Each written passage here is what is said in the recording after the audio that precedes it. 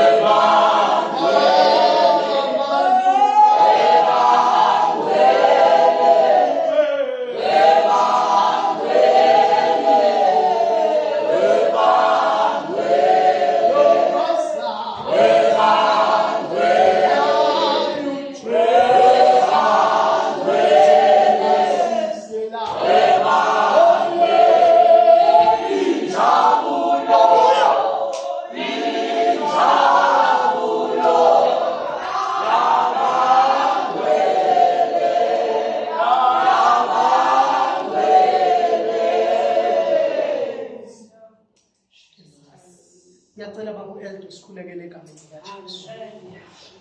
Ufanele Nkosi. Ungcwele wena wedwa. Ufanele baba udunyiswa.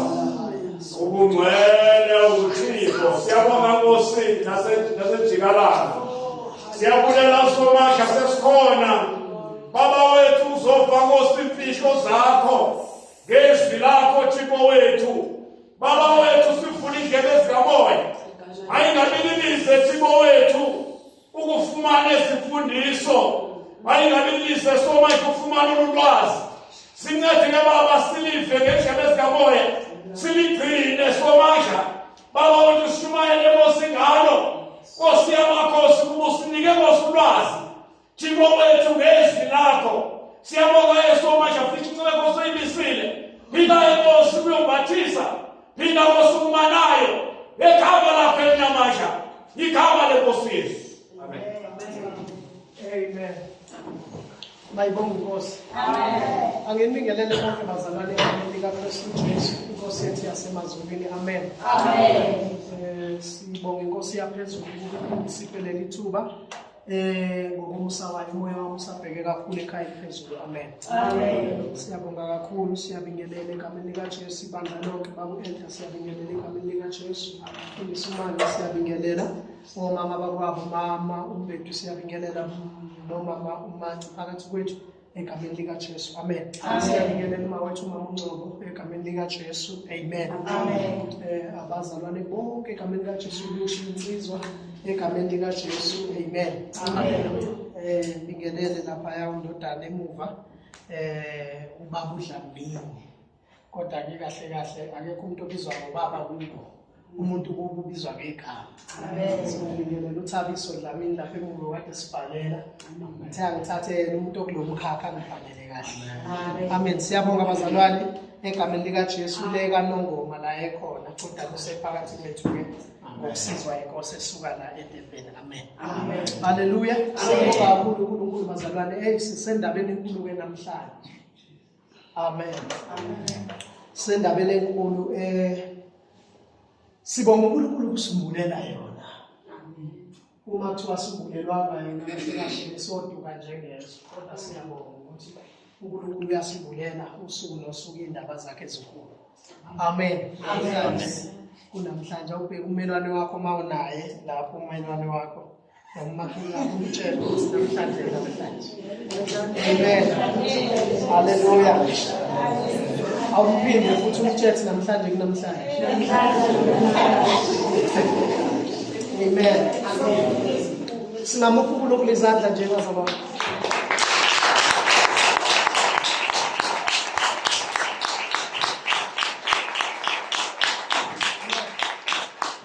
Siyabonga sifisa ukungalizisa sibambe isikhathi esincane kakhulu. Amen. Egameni lika Jesu. Sibheka abazalwane indaba i-mystery yePhasika. Amen. Amen. Sifuna ukubona le mfihlakalo esendabeni yePhasika. Nayi ke sikuyona soze sigoduke. Hallelujah. Nayi sila ku 3 days and 3 nights kaJesu siphambalele. Sorry kaJesu ethuneni. Amen. Amen. Sifuna ukubheka ku 3 days and 3 nights. Amen. Amen. Sisi. Amen. Amen. Hayi bazalwane. Siyabonga uNkulunkulu. Sifuna ukubheka indaba yePhasika safundisa ngePhasika kodwa sifuna ukubheka indawo ezincane. Asiqale lana ke bazalwane. Babu Elder uJesu Kristu imfundiso esinayo noma imfundiso esiyaziyo ithi uJesu wafa ngolesihlanu. Wafa ngolesihlanu. Cela ninginake bazalwane. uJesu wafa ngolesihlanu. Alright. uJesu mayefa ngolesihlanu. Babu Elder ngicela ukuhamba nawe nabazalwane. uJesu wafa ngolesihlanu. Amen. Alright. Then uma efa ngolesihlanu wavuka nini bazalwane? Ngecawu Sunday. Alright. Asiphilele bazalwane. Now Friday mhlamba ngiqale la. Yenza ukuyithuna ngokuphatha. Asithi nangu Friday bazalwane. Friday Saturday ngiwakithi. Angithi bazalwane. Angithi kunjalo? Bese uSunday. Alright. Asasibheke lento ke bazalwane. Uma uJesu wafa ngolesihlanu ubaba uMedu uyalinganisa. Uluphi usuku lokuqala kuthalala ngale ethuneni?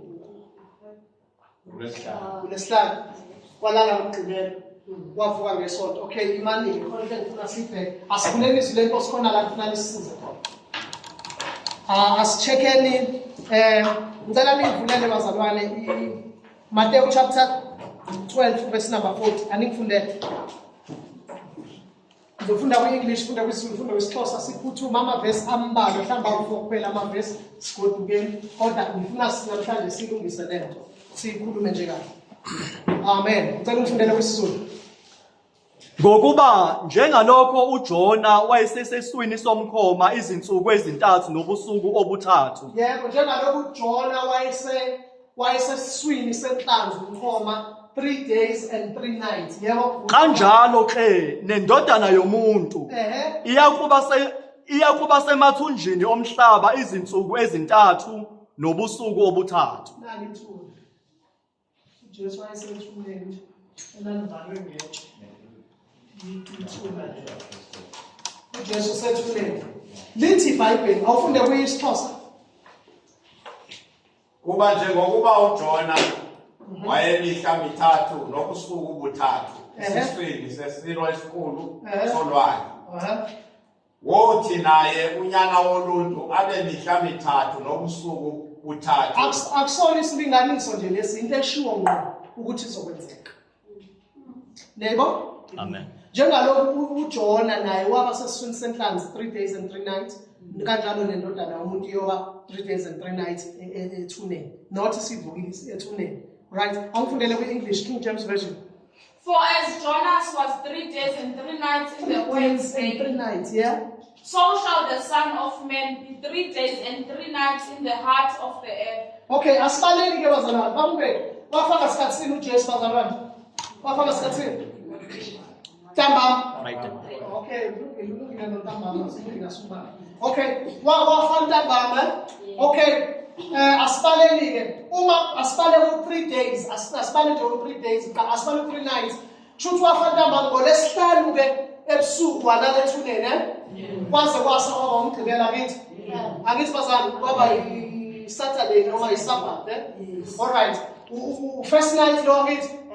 Okay, from then kwathi kusuka ku Saturday ekuseni kwaze kwaba uSunday kwaze kwaba ntambama Saturday 1 day lo ngithi. 1 day. Okay, then Saturday night to Sunday morning. Second bando. Second day. Second night. Second night. Yeah?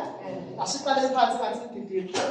Ngithi bazalwane first night Friday, Friday night to Saturday morning. Okay, then Saturday morning to noon usuku lokuqala le day, first day. Suka la kuya ku noon, first day. Then waphinde wazolala usuku besibili ekulala Saturday evening to Sunday morning. Wavuka ekuseni uJesu wenu ungamanga ngoba wavuka walala 2 nights and 1 day. Zange wenzeke. U 3 days and 3 nights awuphumi. Ukhona ofuna sibale ngenye indlela? Ikhona enye indlela? Uma ngizokwazi ngene sayizama Sunday yabo Sunday siyayithola bazalwane. Umbuzo ke bazalwane nango omkhulu. Because uNkulunkulu bazalwane asimkhonzi ngokwama feelings. Simkhonza njengokusho kwezwi lakhe. Linda uNkulunkulu simkhonza njengokusho kwezwi. Lento ayishilo iyona esithathayo. Ningilale? Lento ayishilo iyona njani? Esithathayo. Asithathi into angayisho. So, nginombuzo ke la bazalwane othi nginombuzo la othi so khipha kanjani lo 3 days and 3 nights? Ake ngibuze nje. Mangapha amaphasiko siwahamba silokwaba khona. Kusho ukuthi kahle kahle asivume namhlanje uma sizothola into ehlukile kunale. Ngaphandle masithola le. Bazalwane into uNkulunkulu ayishilo iyona. Ngiyaphazamisela amakhona abakhuluma ngicela ngathi ngangayiyona lena. All right. Amen. Nikhona 3 days and 3 nights. 3 days and 3 nights. Ngoba litha iBhayibheli 3 days and 3. Angisho ukuthi 2 nights no 1 day. So ngifuna ukuthola ukuthi uvukele. Ngoba noma besingathi uvuke ngomsombuluko ke still ngesuthola. Ngesuthola. Masithi umsombuluko uday wesibili uzokuSunday. Bese lala la avuke. Still ngesuthola 3 days and 3 nights. Sizothola 3 nights no 2 days. Nakhona ku wrong. Bazalwane, mama bethu. First day yakhe ngolesine hayi ngolesihlanu. Ngolesine hayi ngolesihlanu. Siyaza lapho mama. Siyaza soyithola ukuthi ingene kanjani. Soyithola ukuthi ingene kanjani.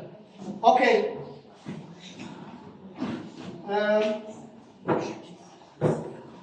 Asithole. Bukani ke bazalwane, bukani. Ngifisa sithole le. So nginombuzo ukuthi yabona bazane umuntu ophuma angisho ngathiwa wangiyazi vele phela bazalwane khona into kanje umuntu mangabe umuntu mayekhonza ukhonza ngendlela athanda ngayo kodwa khona isikhathi la mesehlelwe umoya engcwele angakhonzi ngendlela athanda ngayo akhonze ngendlela uNkulunkulu athi akakhonze yeah kubhlungu kuyadabukisa ukuthi mhlamba abanye be next year bayobe besephasikeni futhi beyemangeni futhi amakhulu. Ngifuna siyibuke ke namhlanje. Amen. Angisheshisa. Asutholi ke bazalwane 3 days and 3 nights kusho ukuthi umuntu wonke olandela lento uduke kakhulu. Akakhonzi uNkulunkulu, ukhonza uSathane ngegama likaNkulunkulu. Lo nje olandela lento. Izinto bazathi ungakanani ukudukisela zingakanani into esizenzile siyitshela ukuthi uNkulunkulu nathi kanti akekho nathi. kuze kufike kushiwo amazwi ayisikhombisa ashiwo nini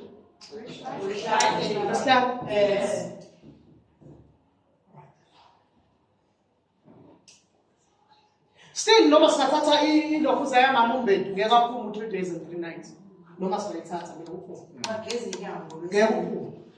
ngeke uphume mebageza inyango lesine exactly mebageza inyango lesine afe nini afe olesihlanu ekuseni noma ngolesine ntambama ngeke iphume still but ke asasibele sibone all right ke bazana ngicela ke sibuke la the reason why ngithe ngasheshi ukubhala khona izinto la bengifuna ukufinyelela kusona kudala bazalwane kwakusetshenziswa leli calendar elaneminyaka ezu-8 nganitshela ngalo eliney'nyanga ezu-8 elalibizwa ngokuthi i-Julian calendar i-Old Roman calendar noma ebizwa nge-Julian calendar naya phezulu yayiqala kuMarch. uMarch was the first month wawungekho uJanuwari noFebruwari kwakukhona uMarch kwakuyi-first month eyayibizwa ngoNisan. Ngizobhala kankela yami ngokubona nangu uNisan yes kwakuNisan yayibizwa kanje abanye bethu Abib kwakuyana nokuthi bayibiza kanjani but Nisan was the first month. Asivuleni u-Exodus 23.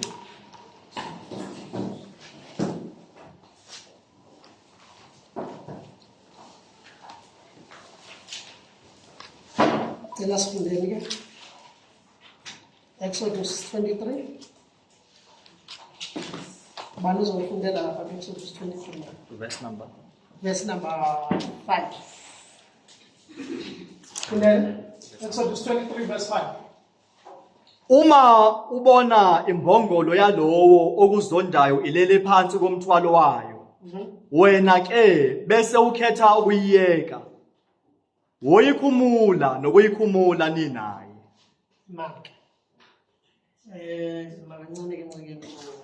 Sorry, I'm very sorry bazami Leviticus lo lapho suke sekukhulunywa ngemithetho ya angisafuna ungena emithethweni eminingi ngifuna thina sithole le story seselelo sephasika sidlule. Okay, asithole Leviticus chapter 23 verse number 5.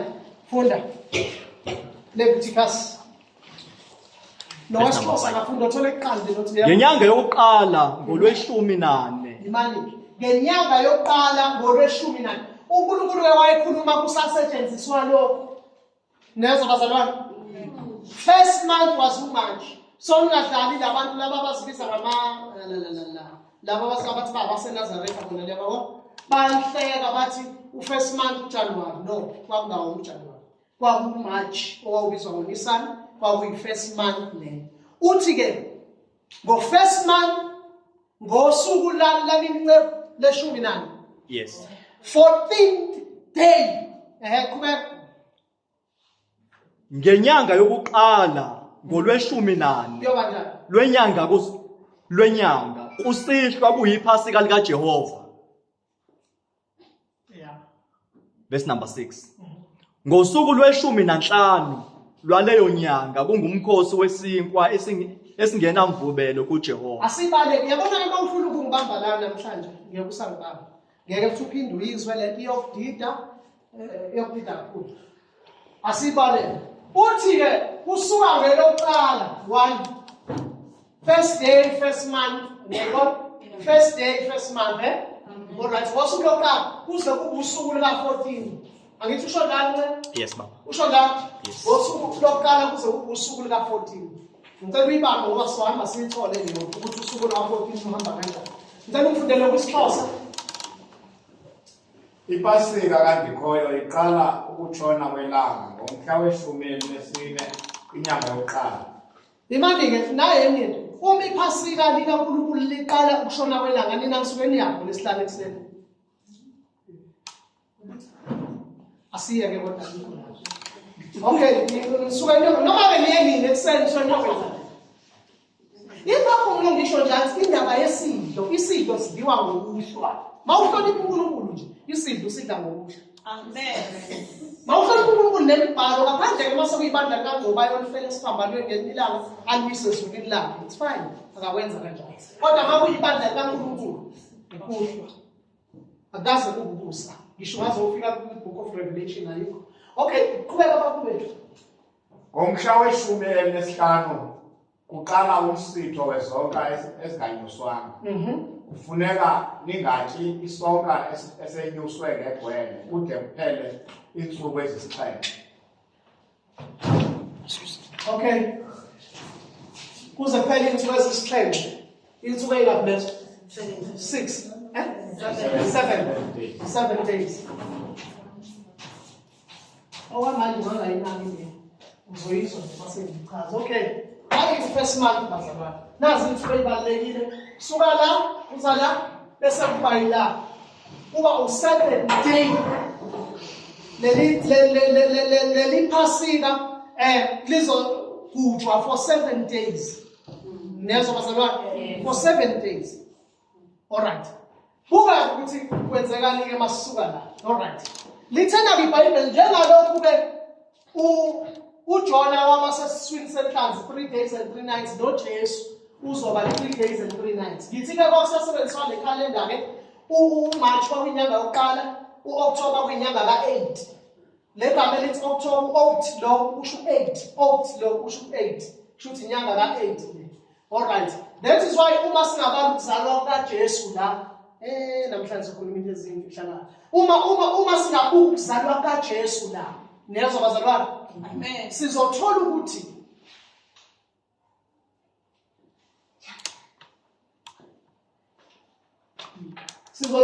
uma usuka la uJesu ezalwa, ngiyanithusa ke namhlanje.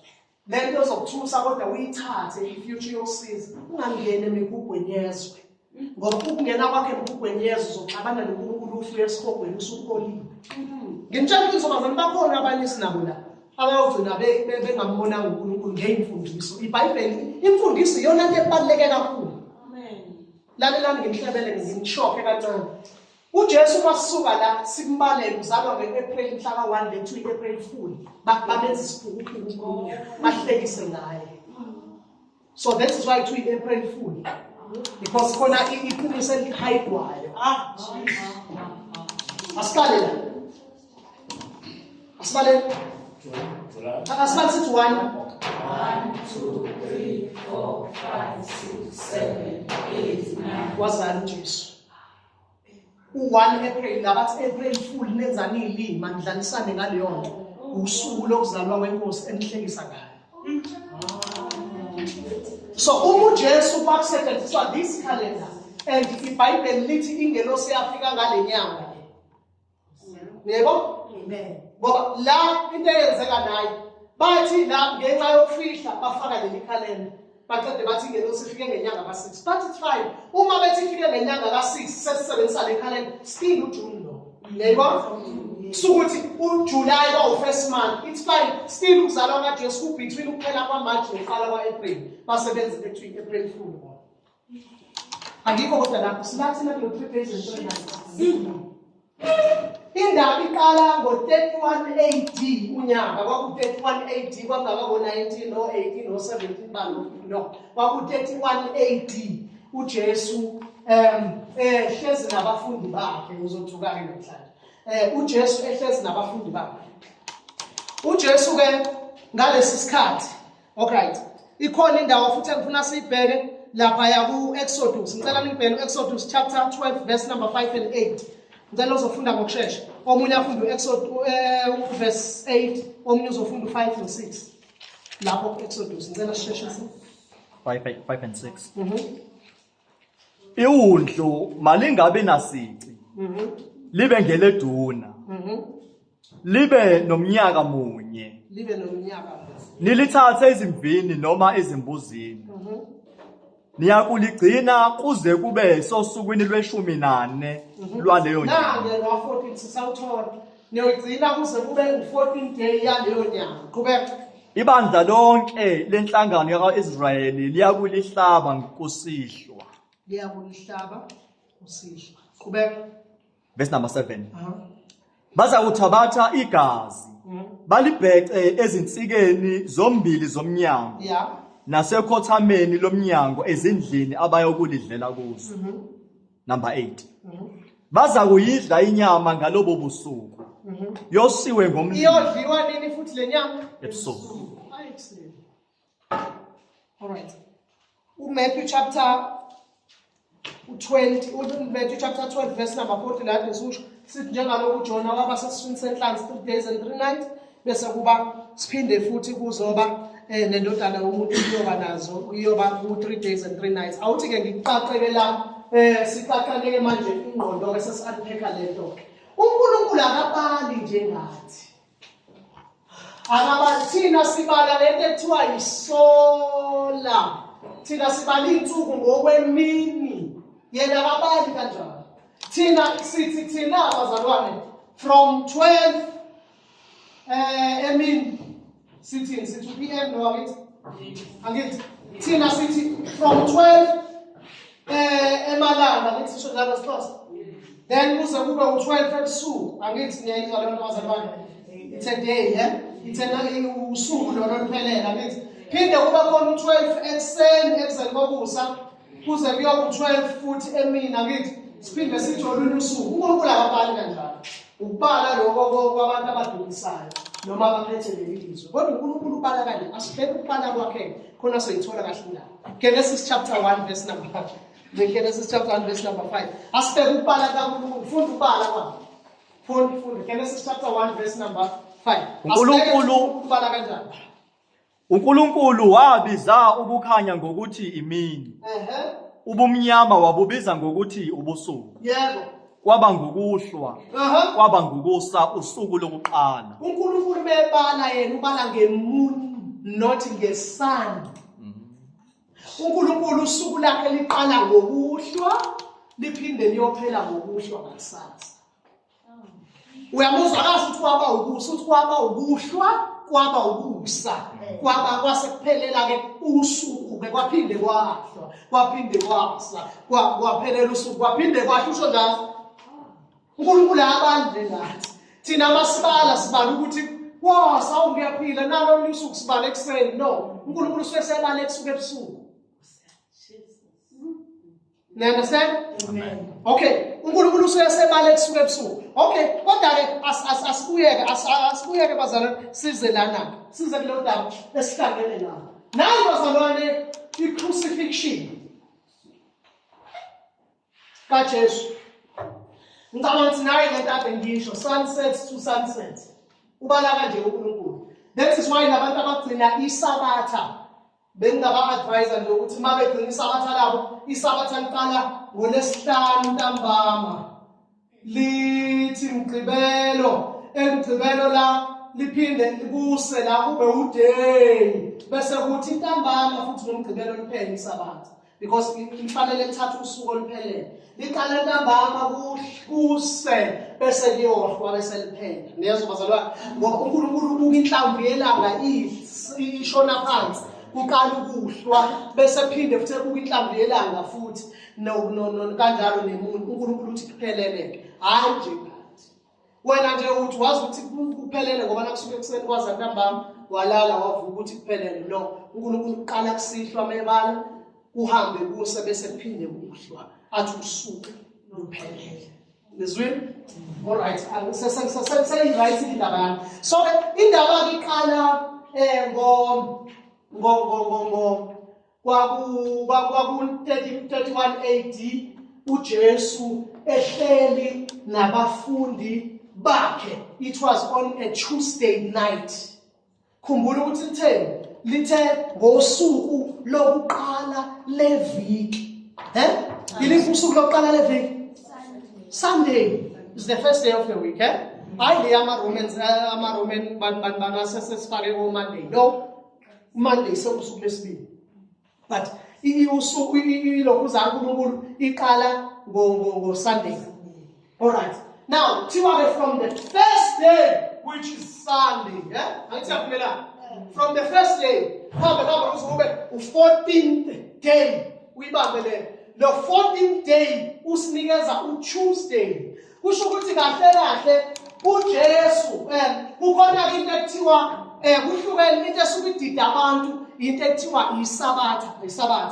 Abantu bezothiwa kwakuwusuku lokulungisela uNkulunkulu bekuzofuna bokusuku lokulungisela awufundele kululeko uJohn